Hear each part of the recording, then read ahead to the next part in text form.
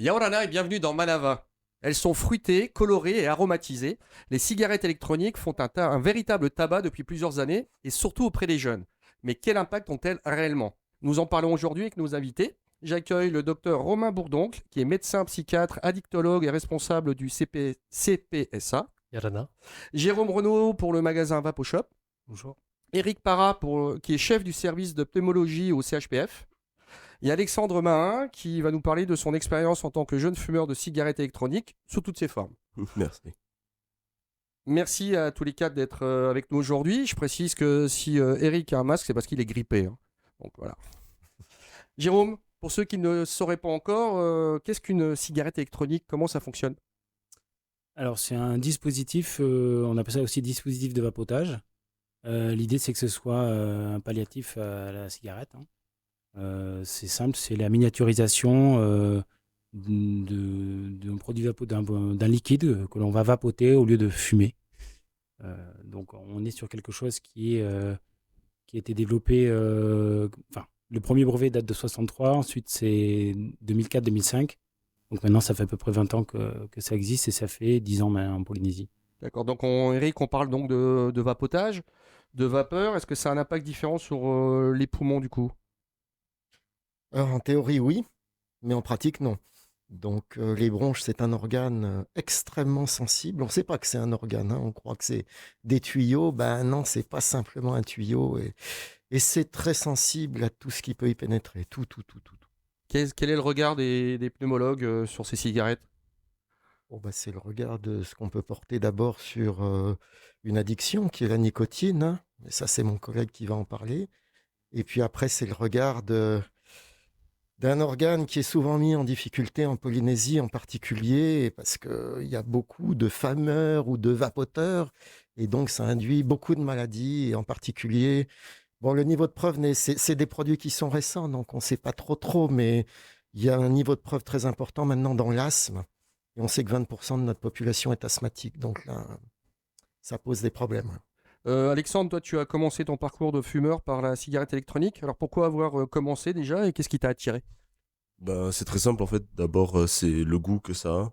Tu vois, à l'inverse d'une cigarette où ça va avoir un goût amer et tout, on va retrouver plus des sensations de frais, sensations de bonbons quelque part, qui attirent beaucoup les jeunes. Et puis, c'est vraiment par un collègue qui m'a fait tester. Et après, j'ai continué sur mon chemin. Alors Romain, la cigarette électronique rend-elle aussi addict qu'une cigarette classique? Oui, sinon parfois plus en fonction des modèles. Que la cigarette soit classique ou que ce soit une cigarette électronique, il y a toujours de la nicotine. C'est la nicotine qui est la substance addictive. Plus elle rentre rapidement dans le cerveau, plus l'addiction va s'installer rapidement et profondément. Sur 3 adolescents qui goûtent à la nicotine, il y en a 2 qui vont fumer ou vapoter pour les 10 prochaines années. Donc l'addiction reste très importante. Est-ce que justement, est-ce qu'on aura tendance à fumer plus souvent, plus régulièrement avec ce système? Alors, si plus le produit est attrayant, plus on va avoir tendance à l'utiliser, oui. C'est-à-dire que une cigarette classique, bon, bah, il y a le goût du tabac. Quand elles sont roulées, on a des bouts de tabac dans la bouche. La cigarette goût pamplemousse, macadamia ou autre, bah, ça a un bon goût, ça se prend au goûter, c'est toujours de la poche, voire dans les trousses d'école. Et donc, du coup, plus accessible et donc, du coup, plus utilisé. Est-ce qu'on a assez de recul aujourd'hui sur ce produit? Alors, très peu, comme le disait mon collègue Toté Parrain. La cigarette électronique classique, celle qui se recharge, ainsi de suite, commence à avoir un peu plus de recul et ça peut être une aide de sevrage, hein, tabagique, parce qu'on peut diminuer progressivement les dosages. La cigarette électronique jetable, qui a été voilà, arrivée en 2019, On et va en parler après, voilà, ouais. celle-ci, elle est plus grave, oui. Jérôme, est-ce que la vente de cigarettes électroniques est soumise à une réglementation, comme pour le tabac par exemple? Alors, particulièrement en Polynésie, elle est tout récemment soumise à une réglementation et c'est pas faute, en ce qui nous concerne, de l'avoir réclamée. C'est-à-dire que nous, ça fait déjà plusieurs années qu'on se tourne vers les institutions pour justement qu'une réglementation, on la réclame en fait, hein. On souhaite que ce soit légiféré, que tout un chacun puisse acheter de la vape en étant en sécurité. Alors comment est-ce que c'est encadré justement? Alors aujourd'hui, il y a une loi qui existe depuis 2014 en Europe, une directive européenne, qui est mise à jour régulièrement, qui a été consolidée là en novembre 2023.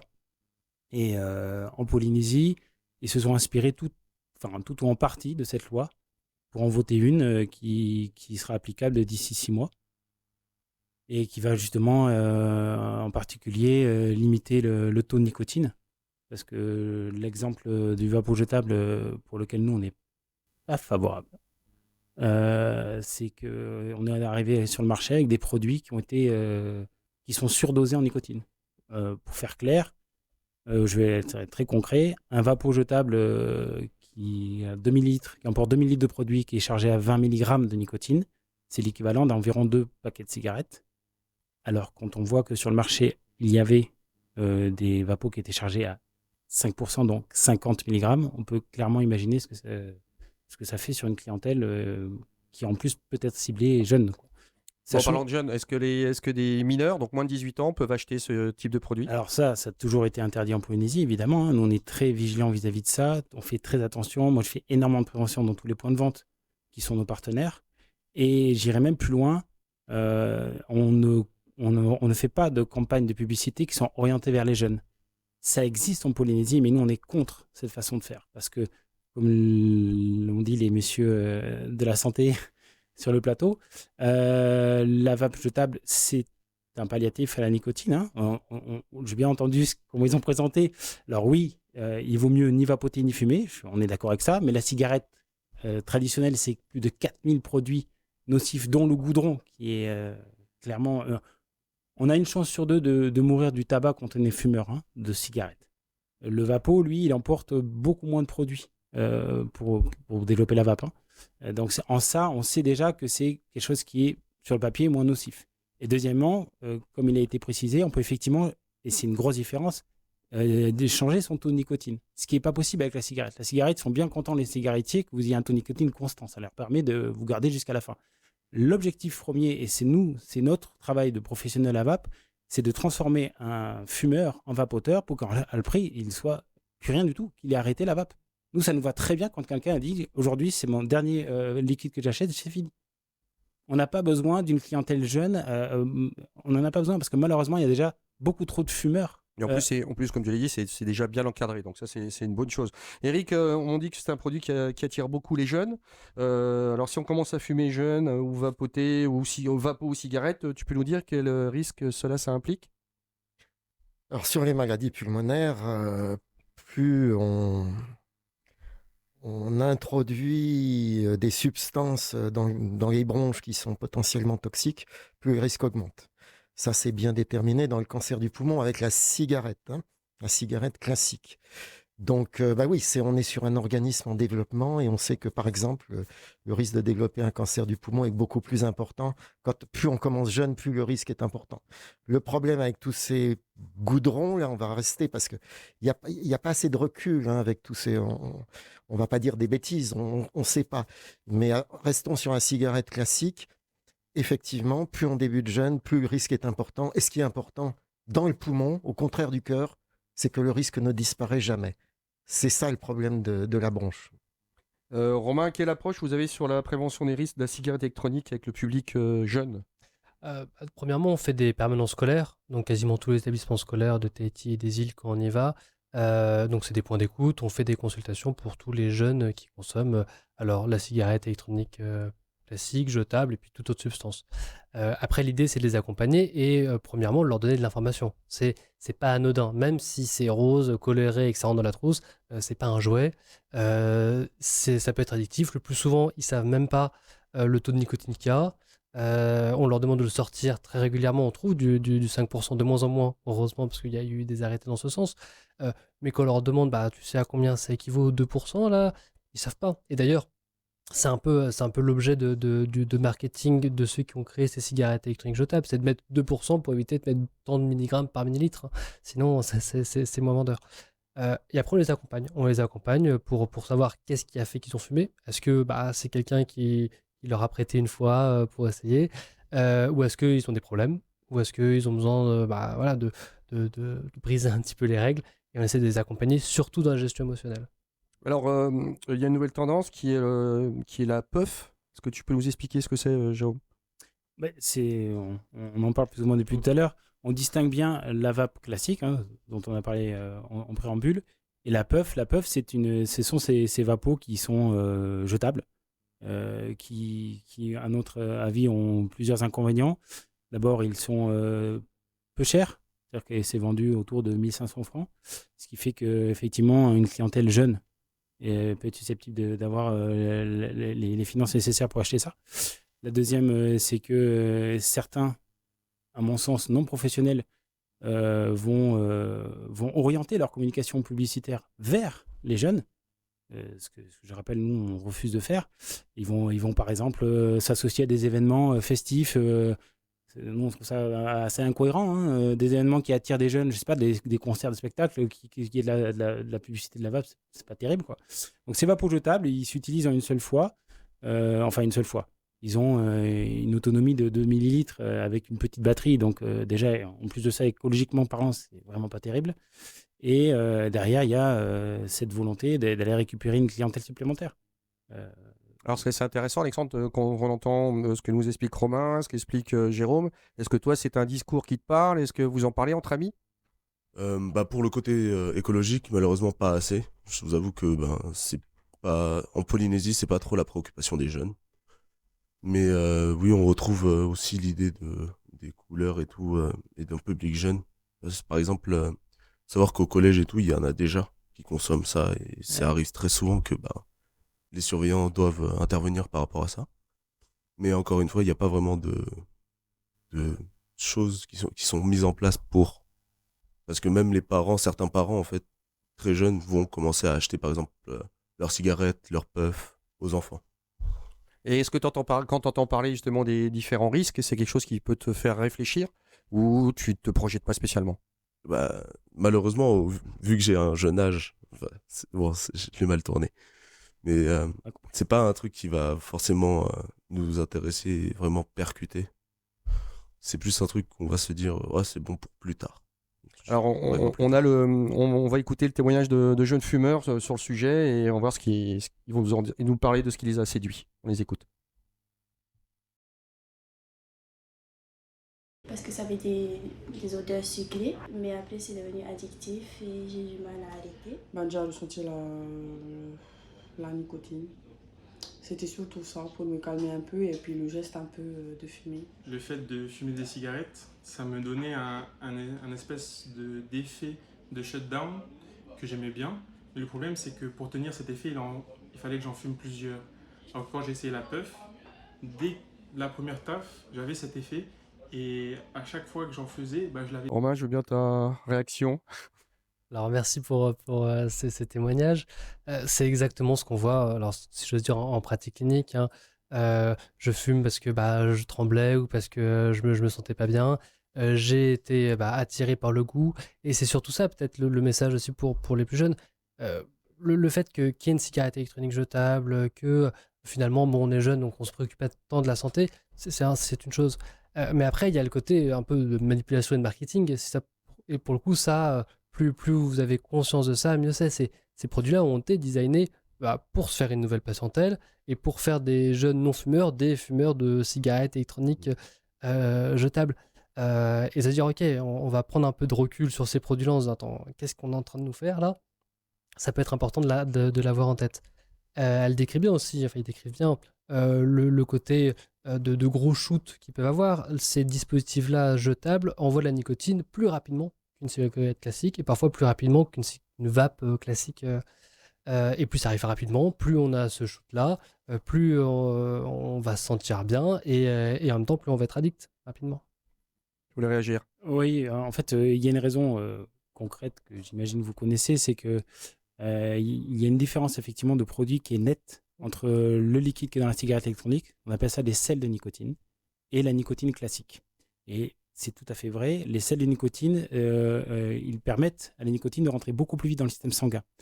Et alors, le bémol, tu viens de l'expliquer, c'est qu'effectivement, pour quelqu'un qui est nouveau vapoteur, c'est pas terrible. Par contre, c'est là, nous, le seul intérêt qu'on trouve au vapo jetable, c'est que ça va cibler des gens ça peut cibler des gens qui sont fumeurs depuis longtemps. Mettons une personne qui est 40 ans, qui fumait depuis 20 ans. Lui, la vape classique ne va pas lui correspondre. Et nous, ça nous est arrivé régulièrement d'avoir de tenter d'aider des gens à ce qu'ils quittent la cigarette, pardon. La vape classique ne fonctionne pas, mais la vape jetable, ça leur a permis, en rentrant par la vape jetable, de se rendre compte que les sels de nicotine étaient plus efficaces. Parce que quand on compare les courbes d'assimilation de la nicotine dans le sang, celle du sel de nicotine est très proche de la cigarette classique. On est sur des courbes qui sont assez proches, très différentes de la vape classique. Donc quelqu'un qui est fumeur, on va dire cigarette, qui n'arrive pas à s'en sortir, qui passe par la vape jetable pour découvrir le sel de nicotine, lui, il a des chances d'arrêter la cigarette classique, donc le goudron, etc. Et en même temps, après, à la fin, d'arrêter complètement la nicotine et de se sevrer totalement du tabac et du vapotage. Donc s'il y a bien un avantage à la vape jetable, c'est ça. Alors, on a aussi un autre sujet à vous montrer. On a demandé aux jeunes gens que nous avons pu interroger, ce qu'ils savaient des risques de la puff. On voit leurs réponses.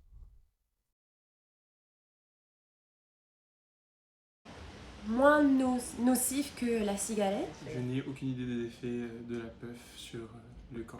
De la puff, j'ai entendu dire que c'est un peu mieux que la cigarette en tout cas, par mon entourage. Je sais pas vraiment, je sais qu'il y a des effets, de mauvais effets, mais ce que j'ai vu c'est surtout des vidéos sur les réseaux sociaux, comme quoi il y avait des jeunes qui atterrissaient à l'hôpital. Eric, je t'ai vu réagir.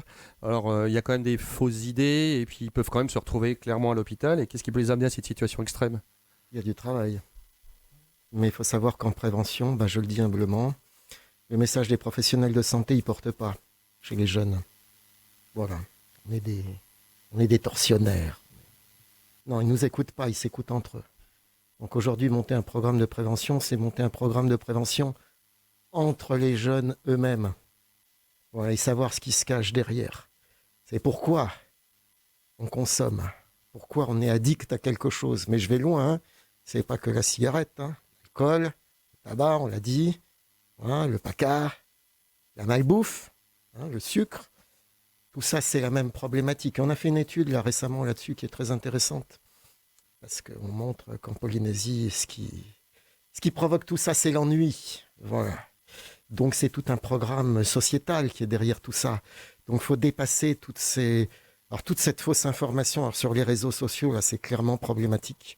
Parce qu'on voit bien qu'aux jeunes, on leur dit la puff, c'est moins dangereux que le tabac.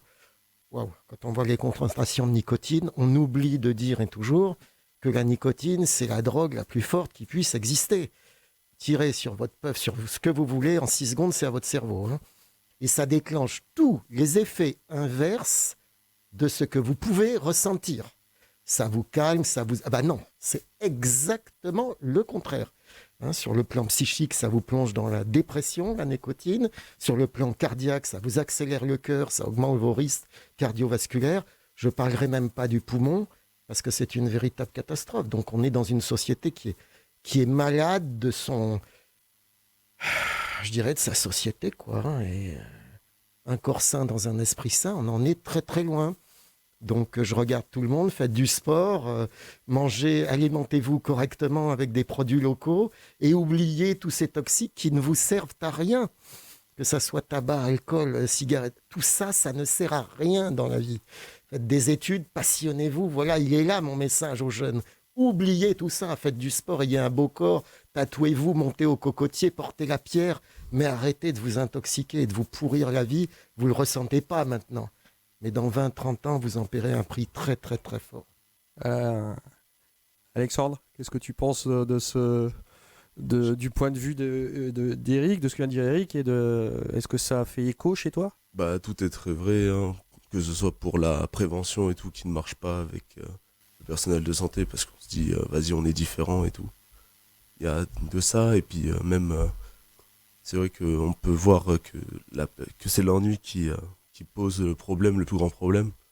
Puis il y a aussi, je sais pas si ça avait été vérifié, mais on m'avait dit qu'il y avait un problème de santé mentale dans la génération actuelle.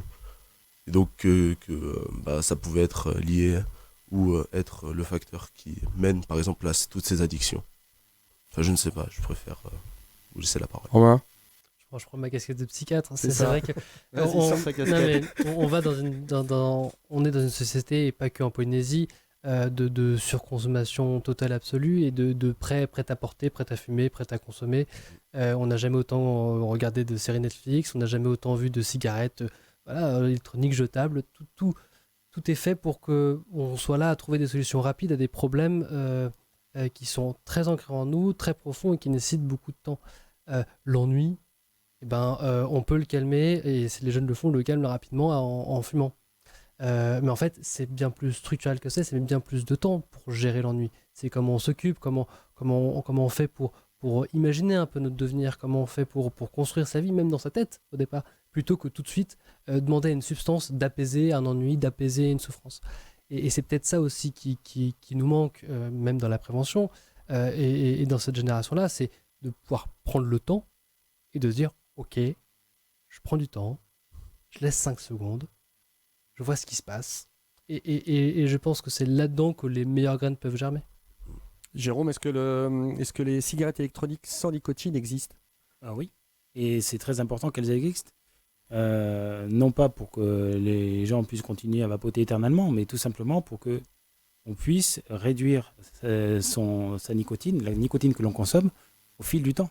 Nous, on incite évidemment les clients à faire ça, on les accompagne dans ce sens. Est-ce que vos clients, les consommateurs, vont tendre vers ça? Bien sûr qu'ils le font. Non seulement ils tendent vers ça, mais en plus, on les encourage systématiquement. Et je vais même aller plus loin que ça va peut-être interloquer les gens, mais on a déjà refusé des ventes. Il nous arrive d'avoir des gens qui rentrent en boutique. Bonjour, j'ai acheté de la vape. Est-ce que tu es fumeur? Non. Pourquoi est-ce que tu veux acheter de la vape? Nous, on le fait. Et on lui dit non, n'achète pas de la vape. Je reprends les propos, va faire du sport. Et moi, je ne peux pas être plus convaincu. Je suis licencié d'athlétisme. Mon but, c'est justement aussi, j'ai ce même message. Maintenant, les fumeurs, ils existent. Donc nous, on a un produit qui est certes pas parfait, mais il permet d'aider les gens à se débarrasser en premier lieu du tabac, qui en lui on connaît tous les nocifs qu'il y a, le goudron, etc. Donc on a une solution au moins pour diminuer nettement, réduire, arriver à zéro. Donc oui, c'est important que la puff à zéro nicotine existe, et la vape en général à zéro nicotine existe, pour qu'à la fin se débarrasser complètement du geste. Alors combien de temps on pourrait se débarrasser de ça, et combien de temps un sevrage pourrait durer? Moi, je me doute bien que tu peux pas me donner un temps exact, mais une période, on va dire. En moyenne, c'est 6 mois pour être sevré, en tout cas totalement. Quand il y a un accompagnement, quand il y a des substituts nicotiniques, et quand on accepte aussi de changer son mode de vie radicalement. Après, structurellement parlant, au niveau de la société, c'est compliqué parce qu'il faut réglementer, et il y a deux cibles en fait sur ces produits-là. Il y a la première cible qui sont les anciens fumeurs ou les fumeurs de tabac, et ceux-là, bien sûr, ok, très bien, et les professionnels font leur travail. Mais le problème, c'est que ces produits touchent des non-fumeurs, et c'est là-dessus que faire une loi qui permet pour ceux-là, mais qui ne permet pas pour les autres, c'est compliqué, et ça, je pense que ça va nous prendre plus que 6 mois. Des non-fumeurs adultes pourraient se mettre à la vape alors qu'ils n'ont jamais fumé de cigarette? Oui, bien sûr. Totalement, mais... C'est vendu au Carrefour à la caisse. Donc il suffit de faire ses courses, de dire « Ah tiens, c'est quoi ce petit stylo rose ? Si j'essayais, j'ai vu mon collègue en prendre. » C'est très accessible. Consumériste, on est ouais. Eric, lorsqu'on arrête la cigarette électronique ou toutes les autres formes de tabagisme, quel impact ça a sur nos poumons? Et on retrouve rapidement une meilleure oxygénation. Tu peux nous donner 2-3 exemples concrets? Juste, je voudrais revenir, dans le débat, il y a 2 choses. Il y a le sevrage tabagique, et quand on le considère comme une aide, nous, on est tout à fait favorable, bien entendu, on connaît des succès. Mais le sevrage, c'est avant tout une question de volonté. Oui, c'est une démarche. Si on ne veut pas arrêter, on n'arrêtera pas, de toute façon. Par contre, l'autre débat qui est autour de la jeunesse, celui-là, il est beaucoup plus grave. Parce que, comme on vient de dire, les marques, et notamment les grandes marques de tabac, qui ont récupéré cette cigarette électronique, eux, ils sont là pour vendre. Et vendre chez les jeunes. Pour en faire des toxicomanies à la cigarette, quoi. Voilà, c'est ça, les tenir et vendre. Donc, voilà, il faut bien différencier les deux. Alors, quand on arrête, qu'est-ce qui se passe? Eh bien, effectivement, on récupère. Sur les problématiques cardiologiques, sur les problématiques pulmonaires pures, le risque petit à petit va diminuer jusqu'à disparaître, sauf pour une maladie qui est le cancer du poumon. Celle-là, le risque ne disparaîtra jamais. C'est un problème de santé publique, premièrement parce que ça coûte très très cher et ça provoque beaucoup de malheurs dans des familles, ça touche des gens de plus en plus jeunes, et on voit de plus en plus des gens qui sont même non-fumeurs. Alors, il y a toutes les questions de tabagisme passif, etc. Mais tout ça, c'est des études très délicates à mener. Donc effectivement, quand on arrête petit à petit, mais rapidement, on en sent les bénéfices, hein. Mon collègue fait beaucoup de sevrage. Rapidement, on sent une amélioration. Et notamment, chez le fumeur qui tousse régulièrement tous les matins, on a rapidement une amélioration des symptômes. Alexandre, est-ce que ça peut te donner envie d'arrêter de fumer? Pourquoi pas? Non, non, c'est. Oui, en soi, oui, ça pourrait. T'as plein d'avantages et tout, arrêter de fumer. Ça porte à s'interroger quand même, obligatoirement. On s'interroge bien quand sûr. on entend tout ça. Bien sûr, mais non, pas de mais, en fait, par rapport à ça. Par rapport à la santé, c'est une question très importante et tout. Faudrait j'ai peur d'une chose, en fait, c'est de supprimer un poison et de le remplacer par un autre. Vous voyez?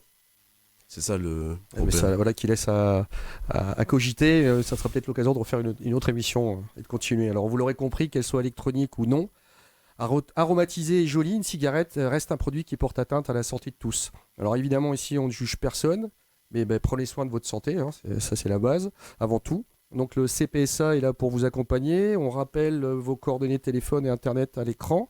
Je vais redonner le numéro. C'est le 40 46 00 67. Merci à tous de nous avoir éclairés sur ce sujet. Tout de suite, vous retrouvez le VA, votre journal en tahitien. On se retrouve demain à 17h15. Bonne soirée sur TNTV.